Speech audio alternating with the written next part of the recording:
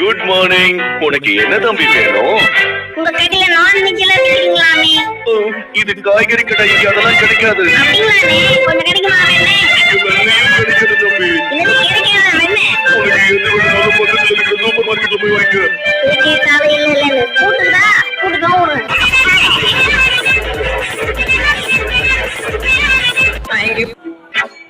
இங்க பாரு தம்பி, இப்படி உட்கார்ந்து படிக்கிறது தப்புதான்.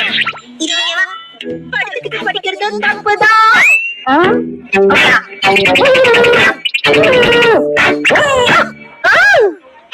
எப்படி புக் படிச்சாலும் அது தப்புதான் தம்பி.